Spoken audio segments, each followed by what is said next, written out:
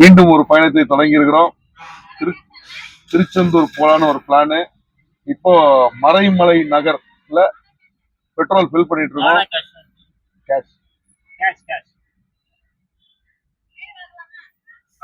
Petrol போட்ட இடத்துல காரா கேஷான்னு கேட்கறாங்க. நம்ம ரஜினி ஒரு படத்தை சொல்ற என்ஜின் இல்ல, அந்த மாதிரி கன் அப்படின்ட்டு போயிடலான்னு பாக்குறோம். ஜோக் இல்ல இல்லையா? நம்ம என்னைக்குமே நேர்மையா தான் செயல்படுவோம். சும்மா ஒரு காமெடிக்காக சொன்னது.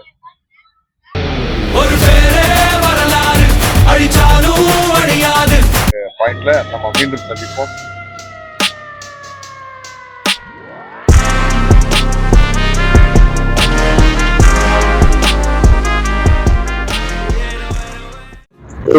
வணக்கம்.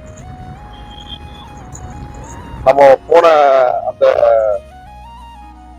கொடைக்கானல் ட்ரிப்ல எப்படியோ அதே மாதிரி இந்த வாட்டியும் நம்ம பயணத்துல ஒரு சின்ன மாற்றம். நம்ம திருச்செந்தூர் நோக்கி போயிட்டு இருந்தோம். எதிர்பாராத விதமாக மறையூர் கருப்பையா என்ற அண்ணாச்சி போன் பண்ணாங்க. நீங்க எங்க கோயிலுக்கு வந்துட்டு போங்க அப்படின்னு சொல்லி கூப்பிட்டாங்க. அவங்க ஊர் கோயிலுக்கு போய் அவரையும் பார்த்துட்டு அவங்க சாமியை தரிசனம் பண்ணிட்டு அங்கேயும் ஒரு பிளான் சேஞ்சு. அங்கிருந்து ராமேஸ்வரம் பாத்தீங்கன்னா மறையூர்ல இருந்து, அவரோட ஊர் மறையூர், அங்கிருந்து ராமேஸ்வரம் பாத்தீங்கன்னா 120 கிலோமீட்டர் தான். சரி, நம்ம இது பக்கமா இருக்க, முதல்ல இதை போய் முடிச்சிருவோம் அப்படின்னு சொல்லிட்டு பிளான் சேஞ்ச் பண்ணி எல்லாம் இறைவன் செயல் நான் சொல்லுவேன். இப்போ ராமேஸ்வரம் கோயிலை நோக்கி, அந்த தளத்தை நோக்கி நம்ம போயிட்டு இருக்கோம். ராமேஸ்வரம் நோக்கி போய்கொண்டிருக்கிறோம். இன்னும் 44 kilometre Rameswaram. Hey yo, it's Brother V bringing the heat. Make some noise for Anirudh on the beat. You know who it is. It's that lethal combination of the rock star and the rising star. Throw your hands up for the cocky suck that swag, if you know what I mean. And let's go. Reverse. இப்போ நம்ம பாம்பன் பாலம் வந்துட்டோம். நம்ம plan பண்ணது evening ஒரு 6 o'clock வந்துடும் plan பண்ணோம். ஆனா இப்போ ஒரு 8 மணிக்கிட்ட ஆயிடுச்சு. ஒன்னும் தெரியல பாருங்க, காத்து பயங்கரமா இருக்கு, குளிரும் செய்யுது. நம்ம காலையில தெளிவா பார்ப்போம். பாம்பன் பாலத்துல இப்போ வெளியே நின்று பார்த்தோம். காத்து ரொம்ப பயங்கரமா இருக்கு, நிக்க முடியல, ஆளே தள்ளுது. இப்போ நம்ம ரூமுக்கு போயிட்டு இருக்கோம். அங்க ரூம்ஸ் எல்லாம் எப்படி இருக்குன்னு தெரியல, என்ன ரேட்டு சொல்றாங்கன்னு தெரியல. அங்க போனா தெரியும் இங்க ரூமோட ரேட் எல்லாம் எவ்வளவு இருக்குன்ட்டு. உங்களுக்கு அண்ணன் ஸ்பீட் பிரேக்கர்ல ஏற்றிட்டாங்க. உங்களுக்கு நாங்க கண்டிப்பா அப்டேட் பண்றோம்.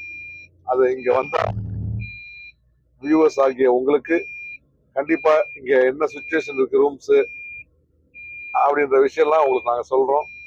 உங்களுக்கு கண்டிப்பா யூஸ்ஃபுல்லா இருக்கும். ஓகே, மறுபடியும் ஜாயின் பண்றேன். வியூவர்ஸ், உங்களுக்கு ராமேஸ்வரத்தோட கோயில் வியூ தெரியும்னு நினைக்கிறேன். கோயில நெருங்கிட்டோம். ஜெகஜோதியா தெரியுது பாருங்க கோபுரம். ஓம் நமச்சிவாய, சிவசிவா. அருமையான ஒரு வியூ, கோபுர தரிசனம். கோயில நெருங்கிட்டோம்.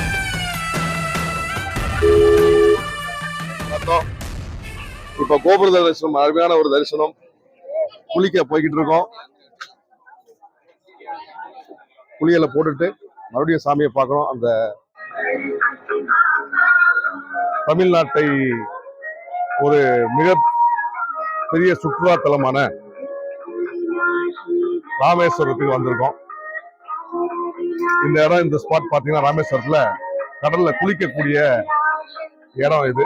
அந்த இடத்துக்கு வந்திருக்கோம். இங்க வந்து பாத்தீங்கன்னா நிறைய வெளிநாட்டவர்கள், வட மாநிலத்தவர்கள், வெளியூர்கள்ல இருந்து எல்லாம் இங்க வந்து சாமி தரிசனம் பண்ணிட்டு போறாங்க. அக்னி தீர்த்தம் கோதண்டராமர் கோவில் இந்த ஸ்பாட்டு. இப்ப இங்க இருக்கோம். வியூவர்ஸ், உங்களை கடல்ல குளிச்சுட்டு அடுத்த வியூ அடுத்த ஸ்பாட்ல சந்திக்கிறோம்.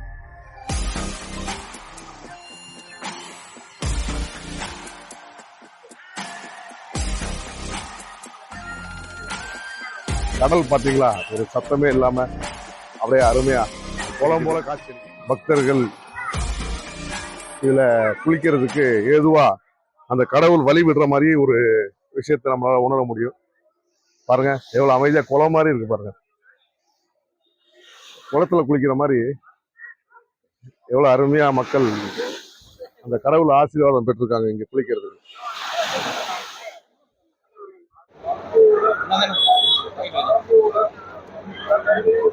வியூவர்ஸ் வணக்கம். நம்ம ராமேஸ்வரத்துல ஒரு புண்ணிய பூமி அதுன்றது உங்களுக்கு எல்லாருக்குமே தெரியும் நினைக்கிறேன்.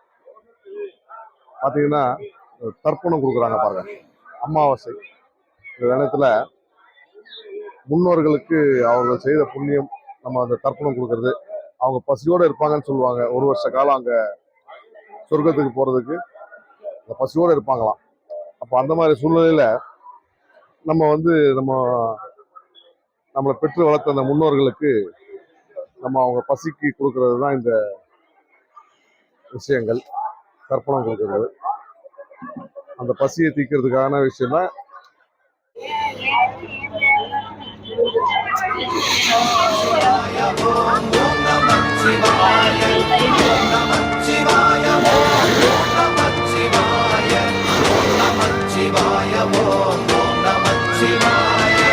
அஞ்செழுத்திலே பிறந்து அஞ்செழுத்திலே வளர்ந்து அஞ்செழுத்தை ஓதுகின்ற பஞ்சபூத பாவிகள் அஞ்செழுத்தில் ஓரெழுத்து அறிந்து கூற வல்லிரே அஞ்சலஞ்ச.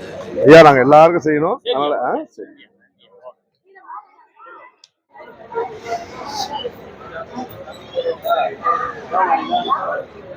மாட்டுக்கு பசு மாட்டுக்கு அன்னதானம் கொடுக்கறதுன்றது ரொம்ப ஒரு புண்ணியமான விஷயம். வாழ்க்கையில ஒரு முறையாவது பசுமாட்டுக்கு நம்ம தானம் கொடுக்கணும்ட்டு முன்னோர்கள் சொல்லியிருக்காங்க. இதை நான் புத்தகத்துல படிச்சிருக்கேன். கண்டிப்பா மாட்டுக்கு வாழ்க்கையில ஒரு தடவையாவது அன்னதானம் கொடுங்க. அது ரொம்ப நல்ல விஷயம். நம்மளோட சந்ததியினர் கூட அது பாதுகாக்கும். அந்த மாட்டுக்கு அன்னதானம் கொடுக்கறது நம்ம முன்னோர்கள் சொன்னது. அது நம்ம சந்ததியினர் நமக்கு அப்புறம் வர்றவங்களுக்கு கூட அது நம்ம செய்யற புண்ணியம் அவங்கள காப்பாற்றும். பாருங்க எவ்வளவு அழகா நம்ம கூட அப்படி கேஷுவலா நிக்குது பாருங்க. இந்த மாதிரி லட்சுமி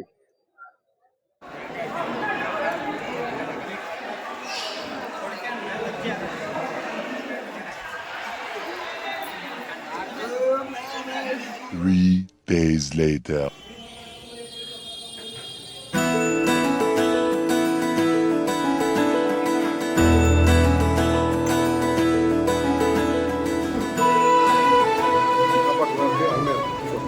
எவ்வளோ சாப்பாடு?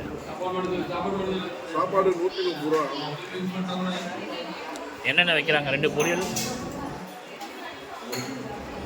பீட்ரூட் பொரியல், கூட்டு, பொரியல், கூட்டு, அப்பளம், 2 பாயாசம், ஓகே, புளிக்குழம்பு, ரசம், பொரியல் எல்லாமே சூப்பரா.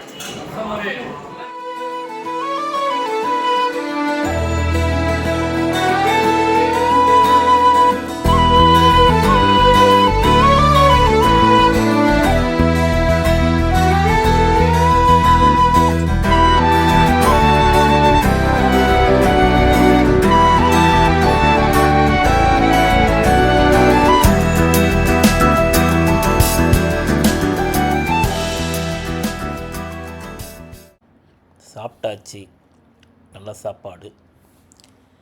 இப்போ நம்ம அடுத்தது தனுஷ்கோடியை நோக்கி பயணத்தை தொடங்கிட்டோம். அங்கே பார்த்திங்கன்னா தனுஷ்கோடி முன்னாடி ஒரு பழைய ரயில் நிலையம் இருக்குதுன்னு சொன்னாங்க. அது ஒரு சீற்றத்தால் அழிஞ்சு போச்சு அந்த கிராமமே. அங்கே ஒரு ரயில் நிலையம் இருக்குது. அதை பார்த்து அங்கே என்ன விஷயம் இருக்குதுன்னு பார்க்கலாம். அதை முடிச்சுட்டு நம்ம தனுஷ்கோடி பாயிண்ட்டுக்கு போயிடலாம்.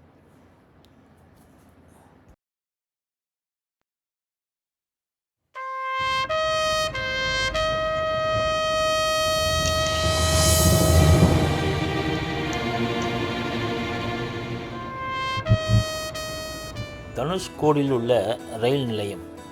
இது ஒரு சீற்றத்தால் அழிந்து போன ஒரு இடம். இந்த இடத்துல பார்த்திங்கன்னா அழகான ஒரு 3 தூண்கள் இருக்குது. ரொம்ப பார்க்கறதுக்கு அற்புதமாக இருக்குது. ஒரு வெளிநாட்டில் பார்க்குற மாதிரி இருக்குது. ஆனால் அதில் என்ன ஒரு குறைன்னா கச்சாம்புச்சான்னு இருக்குது. ஒரு கடைங்க, ஒரு என்ன சொல்கிறது, குப்பைங்க, இதெல்லாம் தேவையே இல்லை. இது ஒரு சூப்பரான ஒரு இடம். அதை நல்லா பண்ணலாம். அது ஏன் பண்ணலை என்னன்னு தெரியல. இந்த கண்ட்ரோல் வந்து மத்திய அரசுக்கிட்ட இருக்கா இல்லை மாநில அரசுக்கிட்ட இருக்கான்னு தெரியல.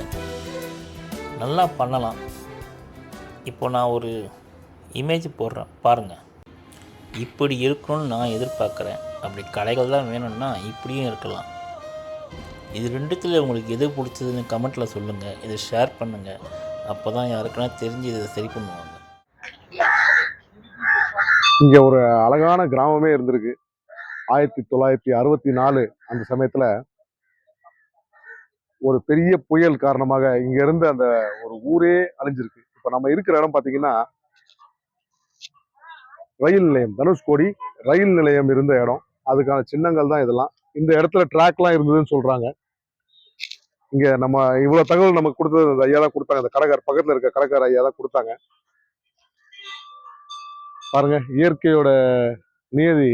இயற்கை நினைச்சா எல்லாமே ஆக்கவும் முடியும், அழிக்கவும் முடியும் என்ற சூழ்நிலை தான் இந்த நாட்டுல இருக்கு. இயற்கை கிட்ட நம்ம விளையாடக்கூடாது. தண்ணியா இருந்தாலும் சரி, நெருப்பா இருந்தாலும் சரி, இவர்கள் அனைத்தும் நம்மளை அழிக்கக்கூடிய விஷயங்கள். ஆக்கவும் செய்யும், அழிக்கவும் செய்யும். எல்லாம் இறைவன் செயல். வணக்கம். ராமேஸ்வரத்துல இருந்து கிளம்பியாச்சு. இப்போ நம்ம தனுஷ்கோடி நோக்கி போய்கிட்டு இருக்கோம். தனுஷ்கோடியில உங்களுக்கு நிறைய விஷயம் கேள்விப்பட்டிருப்பீங்க. அப்படின்ற ஒரு ஊரு 1964 ஏற்பட்ட புயல்ல 23 அடி உயர்ந்த அலையினால அந்த ஒரு ஊரே உள்ள போயிடுச்சு. அழிந்து போனதுக்கான ஒரு காரணம் சொல்றாங்க. அந்த ஒரு அழிந்து போன ஊரை இப்போ நம்ம ராமேஸ்வரத்துல இருந்து போய் பார்க்க போறோம். அங்கிருந்து உங்களுக்கு அப்டேட்ஸ் தரேன். வணக்கம். வணக்கம். தனுஷ்கோடி என்ட்ரி ஆயிட்டோம்னு நினைக்கிறேன். அந்த 2 பக்கமும் கடல் தான் இருக்கு.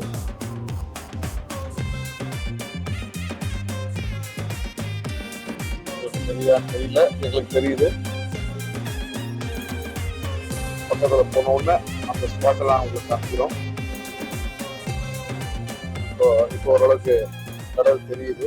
பாருங்க, இந்த போட்டை பார்த்துங்க. பாலாஜி என்ன சொன்னாங்க, இது வந்து தரையிலையும் போகுமா தண்ணியிலையும் போகுமா. இந்தியன் கோஸ்ட் கார்டு H-197 அப்படின்னு அதுல போட்டிருக்குது. தனுஷ்கோடி கடைக்கோடி எண்டுக்கு வந்துட்டோம். பாலாஜி நான் கார் விடுறதுக்கு எங்க இடம் இருக்குமா பாருன்னு சொல்றாங்க. கண்ணு கட்டின தூரம் வரைக்கும் காரா நிக்குது. நம்ம விடுறதுக்கு தான் இடம் இல்லை. பார்ப்போம். உலகத்தில் பிறந்த அனைவருக்கும் என்னைக்காவது ஒரு நாள் எங்கேயாவது இடம் கிடைக்கும். எல்லாத்துக்குமே. நமக்கு இப்போதைக்கு கார் விட எங்க இடம் கிடைக்குதுன்னு பார்ப்போம். ஓகே, இறங்கிட்டு உங்களுக்கு மறுபடியும் நான் அப்டேட் பண்றேன். வியூவர்ஸ் வணக்கம். இப்போ நம்ம இருக்கிற இடம் தனுஷ்கோடி. இயற்கையின் சீற்றத்தால கடைக்கோடி ஒரு ஊராகி போச்சு. 1963 கடல் சீற்றத்தால ஒரு ஊரே உள்ள போயிடுச்சு. டிசம்பர் 23 சுத்தியும் கடல் தான். இங்க இருந்த ஊரே காணாம போச்சு, கடலுக்குள்ள போயிடுச்சு. இயற்கை கிட்ட விளையாட முடியாதுன்னு சொல்லுவாங்க. நம்ம விளையாடல. அது நம்ம வாழ்க்கையில, நம்ம மனிதர்கள் வாழ்க்கையில, இந்த ஊர் மக்கள் வாழ்க்கையில விளையாடிடுச்சு. எல்லாம் இறைவன் செயல். இறப்புன்னு ஒண்ணு இருக்கதான் செய்யும். அது இயற்கையோட அழகு. இப்படி ஒரு அழகான ஊரை அந்த இயற்கையின் அழகு இறப்பின் மூலமா அந்த ஊரை உள்ள எடுத்துக்கிச்சு. பிறப்புன்னு ஒண்ணு இருந்தா இறப்புன்னு ஒண்ணு இருக்கும். எல்லாத்தையும் வரவேற்போம். எல்லாம் இறைவன் செயல். நம்ம தனுஷ்கோடியில நீங்க ரோட்ல இருந்து நேரா வந்தீங்கன்னா லாஸ்ட் எண்டு, அப்படியே ரைட்ல பாத்தீங்கன்னா நீங்க வர்ற நேரத்தை பொறுத்து, அதாவது இப்போ மணி ஒரு 2 மணி இருக்கும். இந்த இடம் பாத்தீங்கன்னா ஒரு தீவு மாதிரி தனியா தெரியுது பாத்தீங்களா. இது இங்க இருக்கவங்க என்ன சொல்றாங்கன்னா, காவல்துறை 6 மணிக்கு மேல இது அப்படியே மறைஞ்சிடும், கடலாவே ஆயிடும், இந்த தீவு மாதிரி இருக்க இந்த திட்டு வந்து தெரியாது அப்படின்றாங்க. அதனால பகல்ல வந்து இந்த மாதிரி தெரியுமா, ஒரு 2 மணிக்கு மேல ஆச்சுனாவே கொஞ்சம் கொஞ்சமா கடல்ல தண்ணி வந்து அப்படியே இந்த தீவு மாதிரி இருக்க இந்த திட்டை க்ளோஸ் பண்ணி நார்மலான கடல் மாதிரி இந்த இடமும் ஆயிடும் அப்படின்னு சொல்றாங்க. நீங்க வர்ற டைமை பொறுத்து, நீங்க காலையில வந்தீங்கன்னா இந்த திட்டை பார்க்கலாம், 4 மணிக்கு மேல வந்தா பார்க்க முடியாதுன்னு சொல்றாங்க. உங்களோட பார்வைக்கு இப்ப பாருங்க எவ்வளவு அழகா இருக்கு பாருங்க இந்த இடம்.